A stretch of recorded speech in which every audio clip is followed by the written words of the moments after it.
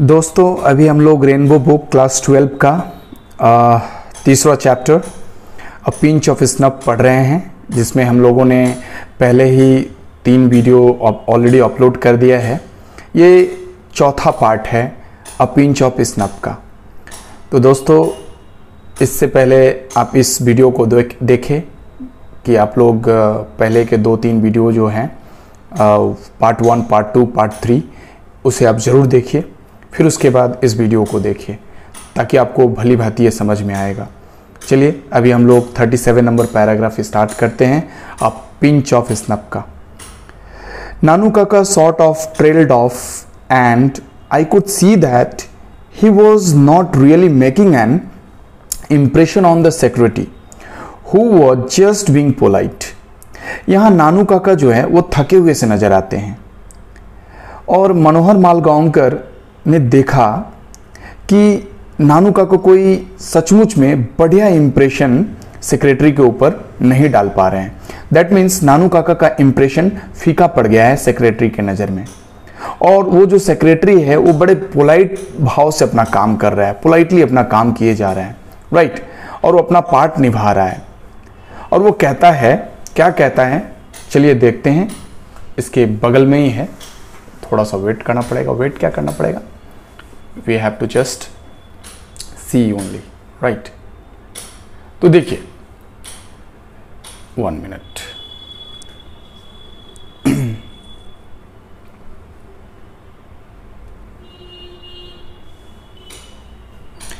I will have to see whether Lalaji is free, the secretary told or said। Secretary ने कहा कि उसे देखना होगा कि लाला जी कहीं फ्री है या नहीं, है ना। वो कह रहा है he seldom sees air visitors without a previous appointment। तो सेक्रेटरी ने कहा नानू काका से कि वो लाला जी हैं वो पहले से जो अपॉइंटमेंट नहीं लिया हुआ होता है उससे वो कभी कभार ही मिलते हैं, मतलब ना के बराबर मिलते हैं। मतलब लाला जी से अगर मिलना है तो अपॉइंटमेंट लेना पड़ेगा, पहले से अपॉइंटमेंट लेना चाहिए था। ये बात वो सेक्रेटरी कह रहा है। Okay, 38 number paragraph. Lala ji must have been free. तो लाला जी जो हैं जरूर क्या होंगे, फ्री होंगे। Because from the adjoining room we could just hear the unheard gurgle of the hookah. Manohar Malgaonkar जी कहते हैं कि लाला जी जरूर फ्री होंगे। क्यों? क्योंकि वो जिस रूम में रुके हुए थे उस रूम से सटा हुआ एक रूम है जहां से नानू काका को और मनोहर मालगांवकर को एक आरामदायक रिलैक्स भाव से हुक्का पीने की गरगल की आवाज आ रही थी। दैट मीन्स ये हुक्का कौन पी रहा था, लाला जी पी रहे थे, बड़े आराम से पी रहे थे। इसका मतलब वो फ्री थे, इसीलिए ना। And then we could hear the haughty secretary talking to him. और उसके बाद नानू काका और मनोहर मालगांवकर आराम से सुन सकते थे उस थोड़े से क्या बोलते हैं घमंडी सेक्रेटरी के बातों को जो वो लाला जी से कर रहा था। Okay, what day is it today, Nanu Kaka asked मी। तो नानू काका ने मुझसे पूछा कि आज कौन सा दिन है। मुझसे पूछा कहने का मतलब मनोहर मालगांवकर से पूछा कि आज कौन सा दिन है। I thought he was speaking in an unusually loud voice. तो नानू काका के इस लाउड वॉइस को सुन करके, है ना, इन्होंने सोचा, कौन, मनोहर मालगांवकर ने सोचा कि ये क्या बात है, नानू काका इतना जोर से चिल्ला के बोल रहे हैं, है ना। इतना जोर से चिल्ला के तो नहीं बोलते, वो भी दिन कौन सा ये पता करने के लिए। तो इन्होंने कह दिया ट्यूसडे, आई टोल्ड हिम। तो मनोहर मालगांवकर ने उनसे कहा कि आज मंगलवार है मामा जी। Oh, only Tuesday, and to think that on Sunday I was in Beirut. Amazing isn't it. तो इस बात को सुनने के बाद, मतलब ट्यूसडे है आज दिन, ये जानने के बाद, है ना, एक्चुअल में ये जानने के बाद क्या, उनको पहले से पता है, नानू काका को सब पहले से पता है, ये चाल है नानू काका का, ठीक है। वो कह रहे हैं जरा सोचो, आज मतलब पिछले संडे, मतलब आज तो ट्यूसडे है, मतलब संडे गए, बीते गए संडे को है ना, वो कहाँ रहते, बीरठ में रहते, है ना। अमेजिंग बात है कि नहीं, ऐसा वो बोल रहे हैं। I swallowed hard, amazing, I agreed. तो मनोहर मालगांवकर भी मतलब ऐसा मानो जैसे कि कुछ निगल गए हो हार्ड, और बोले हाँ हाँ एकदम अमेजिंग बात है, सही बात है ना। And if I had listen to Hazrat I would still be abroad, है ना। तो ये कह रहे हैं नानू काका कि अगर वो हजरत की बात सुने होते, मतलब हजरत की बात सुन लिए होती। हजरत कौन है, एम्बेसडर है हजरत बरकत अली, है ना। देखिए कितना लंबा चौड़ा फेंक रहे हैं यहाँ पे नानू काका, राइट। क्योंकि जोर जोर से बोल रहे हैं, और किसको सुना के बोल रहे हैं, उधर लाला जी को सुना के बोल रहे हैं, क्योंकि इनको पहले से पता है कि लाला जी के लड़के के बीच और हजरत बरकत अली के बीच कोई पंगा है। तो सुना के बोल रहे हैं ये बात। कहते हैं ये कि अगर वो हजरत बरकत अली की बात सुन लिए होते तो अभी वो कहाँ रहते, अब्रोड में रहते, मतलब विदेश में रहते। कैसे, old HB was just dying to drag me to the foreign minister. वो ये कह रहे हैं कि ओल्ड बूढ़ा हजरत बरकत अली जो था मरा जा रहा था। किस लिए मरा जा रहा था, ले जाने के लिए, किसको, नानू काका को, कहाँ, फॉरेन मिनिस्टर के पास, ठीक है। तो ये जो हजरत बरकत अली है ये नानू काका को फॉरेन मिनिस्टर के पास ले जाने के लिए मरा जा रहा था, राइट। देखिए कितना बड़ा कॉम्प्लीमेंट दे रहा है अपने आप को। राइट, बड़ा चालाक है ये नानू काका, ठीक है। आगे बढ़ते हैं, 44 number paragraph. The steady gurgling of hookah in the next room had suddenly stop. लो, अब क्या होता है कि जो लगातार जो गर्गलिंग आ रही थी, हुक्का पीने का गुरगुर गुरगुर आवाज जो आ रहा था, वो अचानक दूसरे रूम में ना बंद हो गया। मतलब गुरगुराने की आवाज, हुक्का पीने की आवाज बंद हो गई। तो क्या हुआ भाई, देखते हैं, थोड़ा सा इसको ऊपर उठा लेते हैं, राइट। हाँ, तब समझ में आएगा और बढ़िया। ओके, क्या होता है, व्हाट डिड यू से, नानू Kaka asked. What did you say? Nanu Kaka asked. Although I had not even opened my mouth. Why didn't I stay back? You know how it was with HB the last time. अब लो एक और interesting बात। नानू काका बोल रहे हैं, क्या तुमने क्या कहा। हालांकि मनोहर मालगांवकर ने कुछ भी नहीं कहा था, कुछ भी नहीं कहा था। दैट मीन्स मुंह खोला भी नहीं था कुछ कहने के लिए, राइट।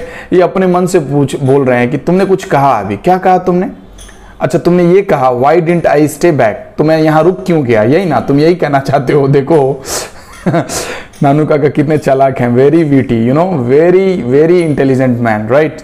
कैसे अपना काम निकाल रहे हैं, देखो बोल रहे हैं why didn't I stay back, तुम यही पूछ रहे हो कि मैं यहाँ क्यों रुक गया। यू नो, क्यों रुक गया बता रहे हैं।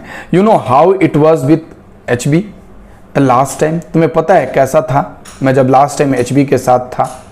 When he was in Geneva, जब वो जेनेवा में था। Got me involved in the cotton talks, पता है वो मुझे कहाँ लेके गया था, कॉटन टॉक्स। कॉटन टॉक्स कहने का मतलब मिनिस्टर्स के बीच में कॉटन से रिलेटेड कोई बात था तो वहाँ मुझे इन्वॉल्व किया था, ले गया था मेरे को अपने साथ, है ना। Besides from Bombay, SK had been sending me cable after cable, और पता है उसके साथ साथ बॉम्बे में जो SK बोल करके एक आदमी है वो उसको बार बार मतलब केबल भेज रहा है कि भाई आओ मिलो हमसे, राइट। देखो यहाँ पे नानू काका अपने आप को थोड़ा सा नहीं, बहुत ही ज़्यादा इंपॉर्टेंट साबित कर रहे हैं कि ये अपने आप को इंपॉर्टेंट बता रहे हैं, राइट। और जोर जोर से कह रहे हैं ये बात, और ये बात कौन सुन रहा है, दूसरे रूम में लाला जी सोहनलाल सुन रहे हैं ये सारी बातें, राइट। फिर क्या होता है सुनिए थोड़ा सा ये, ओहो अच्छा। That was the moment Lala Sohanlal Ratiram came waddling out of the inner room with the secretary at his heels. और पता है उसी क्षण उसी समय लाला सोहनलाल रतिराम जो हैं वो डगमगाते हुए अपने रूम से बाहर आते हैं, अपने सेक्रेटरी के साथ अपने पैरों पे चल कर आते हैं। And from then on everything was smothered in the saccharine courtesy of the seasoned political campaigner, right। और फिर क्या होता है उसके बाद से, है ना, सब कुछ ठीक हो जाता है ना। और वो जो क्या बोलते हैं सोहन लाल जी, वो बड़े ही सुमधुर भाव में, सुमधुर कटसी में वो एक सीजनल और सीजन्ड पॉलिटिकल कैंपेनर, मतलब एक सीजन पॉलिटिकल कैंपेनर कहने का मतलब जो नेता लोग जिस तरह से बात करते हैं ना, जब इन लोगों का इलेक्शन का टाइम आता है तो कितना मधुर मधुर बात करते हैं, कितने वादा करते हैं, उसी स्टाइल में ये लाला जी आते हैं और आकर के इनसे बात करते हैं। राइट, किनसे? नानू काका से बात करते हैं। As soon as the introductions were over, जैसे इंट्रोडक्शंस ओवर होता है, दैट मीन्स नानू काका से जान परिचय होता है, मतलब क्या बोल सकते हो, परिचय होता है एक दूसरे का, है ना। The secretary was sent bustling off to order, और उसी समय सेक्रेटरी को बोल दिया जाता है कि जाइए आप ऑर्डर दीजिए, किस चीज के लिए? Coffee and sweet meets and पान, जाइए कॉफी और मिठाइयों और पान के लिए ऑर्डर दे दीजिए। किनके लिए? नानू काका के लिए। राइट, देखो अब कितना बड़ा इंप्रेशन इनको मिल रहा है यहाँ पे। नेक्स्ट, बड़ा इंटरेस्टिंग है ये कहानी और बड़ा कॉमेडी भी है इसमें, है ना। कैसे देखो नानू काका किस तरह से, मतलब कितना चतुराई के साथ वो बात कर रहे हैं। राइट, अपना काम निकाल रहे हैं क्योंकि उनको मिनिस्टर से मिलना है। राइट, और ये सोहनलाल भी एक मिनिस्टर है, पार्टी बॉस है, इसका मतलब ये भी एक मिनिस्टर ही है ना, मध्य अध्यक्ष है।